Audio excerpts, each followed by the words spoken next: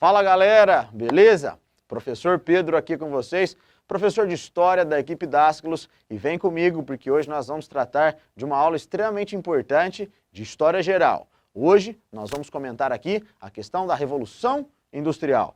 Tá certo, pessoal? Então vem comigo para a gente aproveitar essa aula da maneira exímia. Vamos que vamos, pessoal. Como que a gente pode começar tratando de Revolução Industrial? Primeira coisa, acho que a gente tem que pensar na situação de definição, né? O que a gente chama de Revolução Industrial? Por que esse conteúdo é muito lembrado pelos vestibulares? Por que esse conteúdo, sempre que a gente vai falar de idade contemporânea, ele aparece? Para isso, vamos pegar essa condição que eu estou colocando aqui para vocês. Quando eu penso Revolução Industrial, meus caros, a gente tem que pensar num conjunto de transformações, correto? Esse conjunto de transformações advindos do processo produtivo, é por isso que eu coloco aqui, ó, transformações do processo produtivo. Que processo produtivo? É a manufatura dando lugar à maquinofatura. As novas demandas sociais, as novas necessidades, principalmente da sociedade inglesa do século XVIII, levou a essas transformações no processo produtivo, e aí nós vamos ter uma mudança nos aspectos, digamos que, de produção dos produtos, né? Pegando a ordem da matéria-prima até chegar no produto manufaturado ou pós-revolução industrial, né? Maquinofaturado. Pois bem, pessoal, essas transformações elas não ficaram restritas à condição, por exemplo, das transformações, as condições do processo produtivo, como eu colocava para vocês. Isso teve uma amplitude mais forte, e é por isso que a Revolução Industrial é muito lembrada.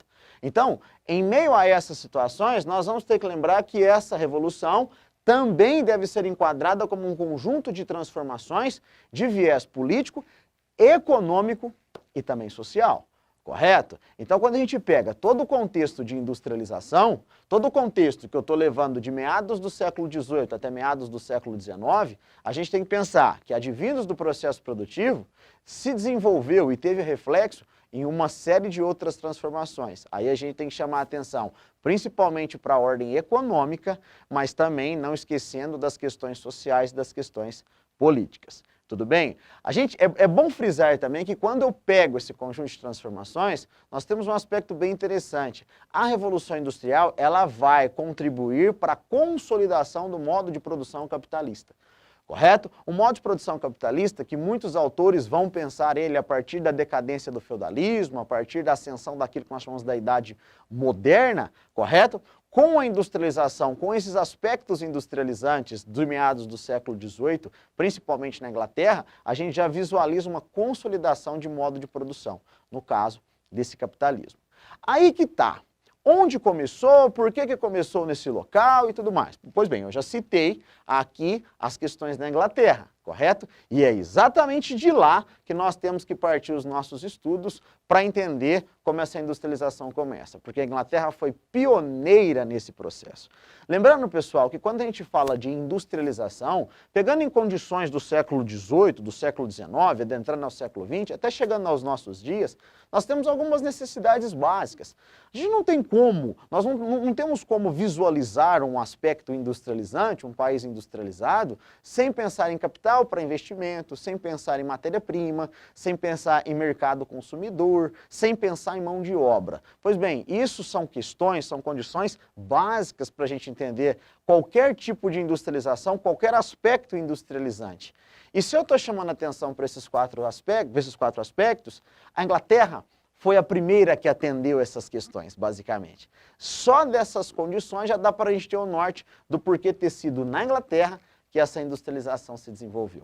E aí vamos lá, já que eu estou partindo desses aspectos, vamos sistematizar, vamos especificar aqui. Pois bem, quando eu coloco acumulação de capitais durante o processo de colonização, lembrando que os ingleses tiveram participação direta naquilo que nós chamamos da colonização do mundo americano, da questão africana, da busca pelas especiarias na Ásia. Então a Inglaterra conseguiu, apesar de todas as condições que nós já discutimos em aulas anteriores, correto? Chamando atenção para a expansão marítima, ela conseguiu ter uma acumulação de capital. Então tinha verba, tinha dinheiro aí, tinha capital, o que vai ajudar também nessas condições para a gente visualizar um processo de industrialização.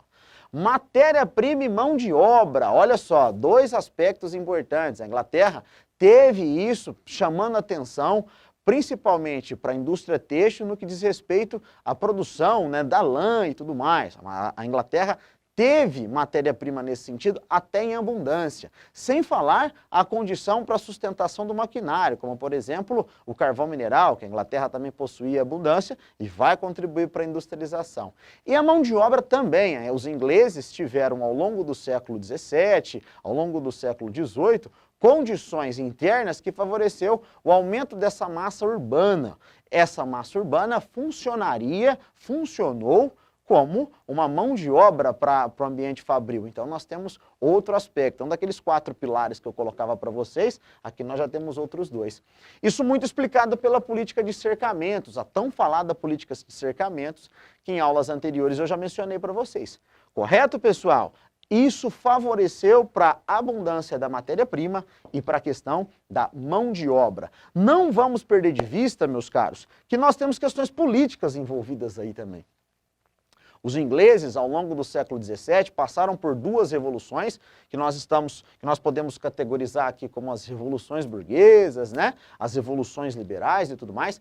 Essas revoluções, meus caros, elas contribuíram para que a burguesia, olha esse termo, olha essa classe, né? A burguesia, a famosa proprietária dos meios de produção, ela participasse do processo político inglês, adentrasse ao parlamento inglês. E com isso, tendo essa participação, já que ela estava no centro aí dessas relações industrializantes, e também vai facilitar o desenvolvimento da indústria dentro da Inglaterra.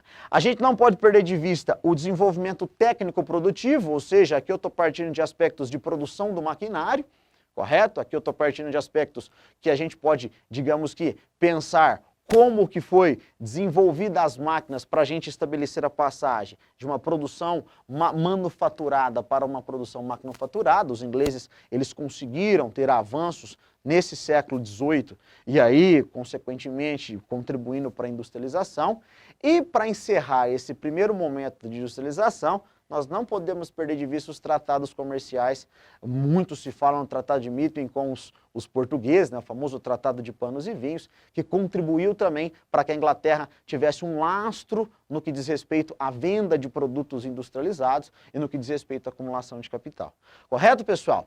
Essa nossa primeira aula de industrialização ela é de extrema importância, porque aqui a gente conseguiu ter uma percepção do que foi a Revolução Industrial, tá vendo? Nas suas condições conceituais e principalmente porque ela começou na Inglaterra. Por hora, valeu, muito obrigado, até mais, tchau, tchau.